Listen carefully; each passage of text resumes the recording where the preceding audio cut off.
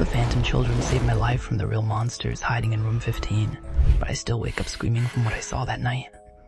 Tonight I'll share 3 encounters that will make you question if you're ever really safe when you think you're alone. These stories happened this month, September 2025, and they're all from workers pulling the graveyard shift.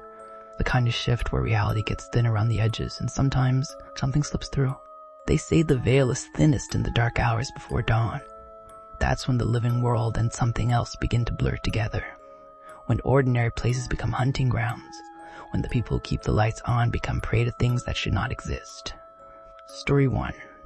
My name is Marcus, and I work night security at a small hotel in New Hampshire. 3 floors, maybe 40 rooms total. Nothing fancy, just one of those places truckers and late travelers. Just one of those places truckers and late travelers use when they need a bed.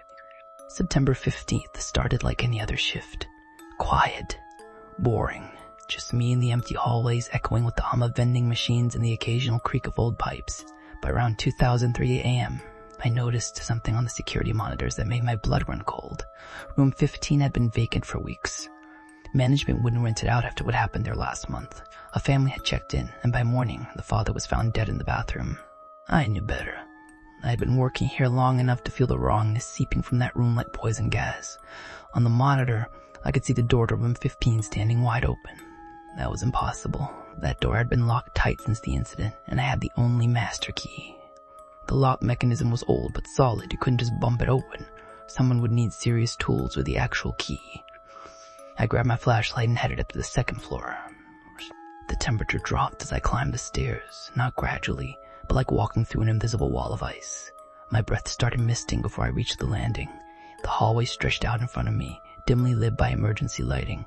I could see room 15's door at the far end, wide open, inviting me in. That's when I heard them.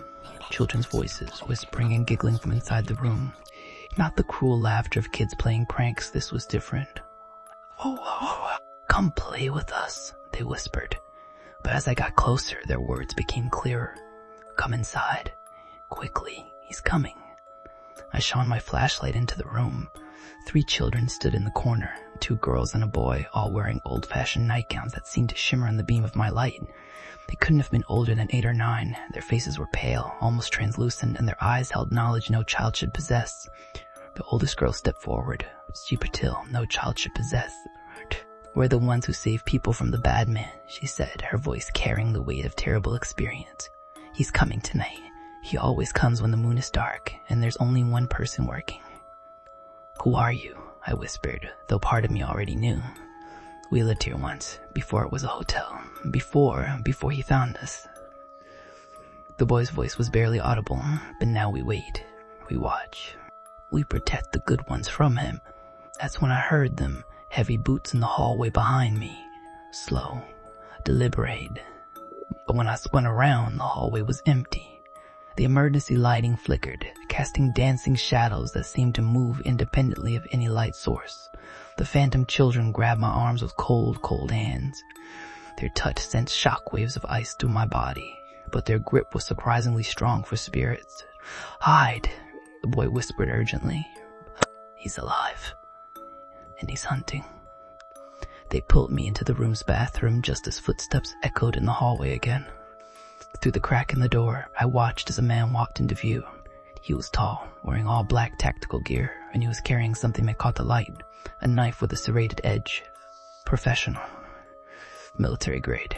This wasn't some random psycho. This was a predator who knew exactly what he was doing. He went from door to door, systematically checking each one. He would homage. But here's where it gets strange. When he reached room 15, he stopped and smiled. A cold, calculating expression that made my skin crawl. But then he looked right at the open doorway where the phantom children stood, and his smile faltered. Confusion crossed his face. He blinked hard, shook his head, and suddenly it was as if he couldn't see the room anymore. He walked right past it, like room 15 had simply vanished from his perception. I stayed hidden until I heard the stairwell door slam. When I finally emerged, the children were gone, but the temperature in the room was returning to normal. I found out later that a man matching that description had broken into 2 other hotels that same week, killing night security guards. The police never caught him. Those phantom children, the victims of some long-ago tragedy, they saved my life that night. They stood between me and a killer who was very much alive. Sometimes the dead protect us from the living. Sometimes ghosts are the good guys. Story 2. Meredith works the night shift at a tiny gas station off County Road 11, deep in the rural backwoods where cell service is spotty and the nearest neighbor is miles away. The kind of place most people don't notice unless they're desperate or completely lost. It's exactly the kind of isolated location where predators know they can hunt without interruption. September 22nd changed everything for her. The air outside was thick with late summer humidity, and the fluorescent lights buzzed with an electrical hum that had been drilling into her skull all night. She was about to microwave a cinnamon roll she didn't even want when the door chimed. A man walked in, mid-40s, maybe older. He had a green coat despite the warm weather, messy hair that looked like it hadn't been washed in days, and dry, cracked lips like he hadn't smiled in years.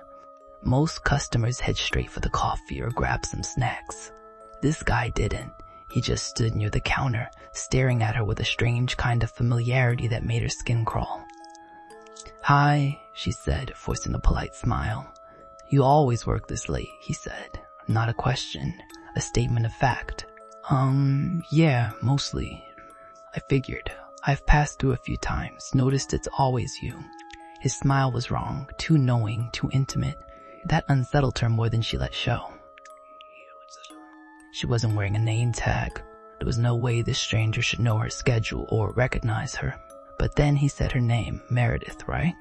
Her blood went cold. When she was about to ask how he knew, he pointed to a whiteboard where she'd written, "Cinnamon coffee is back," in her distinctive handwriting. Most people dot their I's like circles. You use little slashes. It's very specific, thoughtful. Like he'd been studying her penmanship, like he'd been thinking about it. He didn't buy anything. He just stood there for another minute, watching her like he was studying her reactions, cataloging her responses for future reference. Then he finally nodded and said, "I'm Paul. Just curious, that's all." And then he walked out into the fog. After that, Paul started showing up randomly. Not every night, he was too smart for that. Not enough to scream stalker out loud and get the police called immediately, but often enough that Meredith stopped assuming it was coincidence. Sometimes he'd come inside, buy a single item, and linger. Sometimes he'd just sit in his car near the edge of the parking lot with his headlights off, watching the store like he was conducting surveillance, learning her patterns, timing her movements. One night he said, "You ever get scared being a woman alone at night?" His voice wasn't threatening. That's what made it worse. It was curious, neutral, like he was asking about the weather. But there was something underneath it, a kind of intellectual fascination with her vulnerability. "You always keep the door to the back room locked. Smart. I noticed you check it around 2000 a.m. almost every night," he continued, as casually as commenting on the weather. How many nights had he sat in that car, taking notes? The breaking point came when she returned from her 10-minute break to find a Polaroid photograph on the counter. It was her, refilling the windshield washer bin behind the station. Taken that very night. Close up. Way too close. The photo quality was professional. This wasn't some blurry phone camera shot.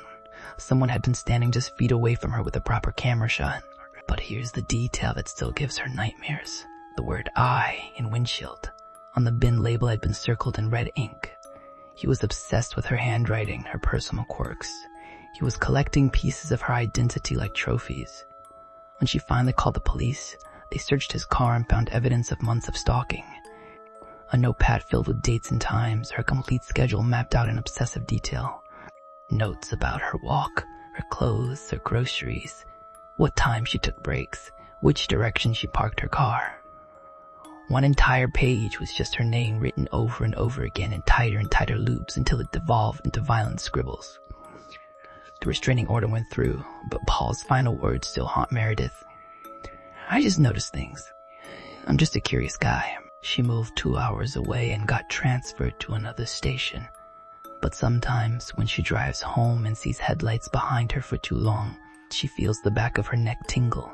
And sometimes she still thinks about the way he said her name, like he'd already known what it would sound like in his mouth, like he'd been practicing it.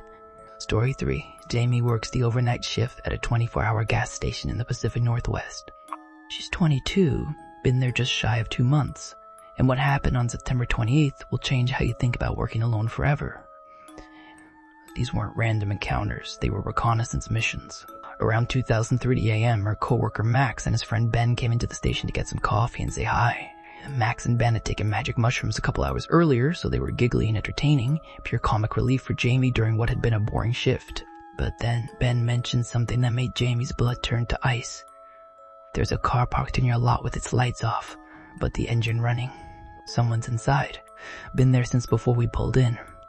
Guy said he was waiting for a DoorDash order. Jamie hadn't received an order in almost 2 hours. She'd been in the back of the store cleaning, away from the window, so she couldn't see the parking lot. Most of her shift had been spent in the blind spots where someone could watch her without being seen. When Max went back outside to smoke with his dog, he got a closer look at the situation. The car was parked in a spot where Jamie couldn't see it from the register, a deliberate tactical position. The man inside kept switching between watching Max and Ben play with the dog and looking at his phone like he was texting someone. When Ben, in his altered state, walked over to the car and asked, "What's up? Why are you looking at us?" The man tried to pretend he didn't speak English. When that didn't work, he switched to English and claimed he had the wrong address before speeding away. Here's what made it terrifying. The car looked brand new and had no license plates.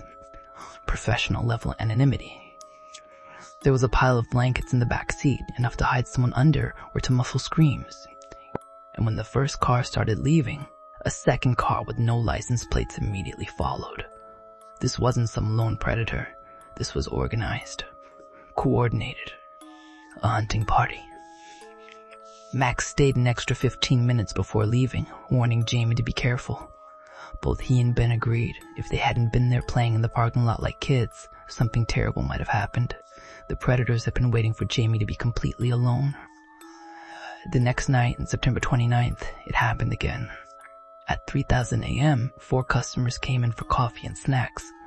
One of them asked about a car at the far end of the parking lot, running with its lights off.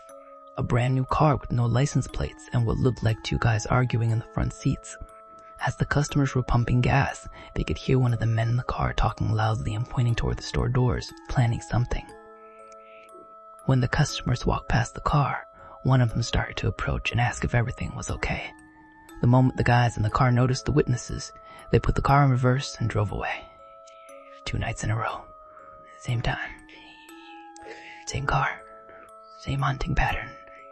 Parked where it couldn't be seen from inside, but where they could monitor Jamie's every movement. It wasn't random. These predators had studied the location, identified the security blind spots, learned Jamie's schedule, and planned their approach. They knew she worked alone. They knew the building layout. They knew exactly when to strike for maximum vulnerability. Jamie carries a knife for protection, but she knows that against multiple coordinated attackers, it might not have been enough. She's just grateful she had witnesses both nights, strangers who cared enough to stay and make sure she witnesses both nights, strangers who cared enough to stay and make sure she was safe. The license plates. That detail haunts me. No plates means they expected to commit crimes that night. You don't remove your plates unless you're planning to do something you can't be traced for. Multiple cars means multiple people, multiple roles, lookouts, drivers, attackers. These weren't opportunistic criminals. They were professional predators who had chosen their target and were methodically planning her abduction or worse. The arguing in the car suggests internal debate about timing, tactics, risk assessment.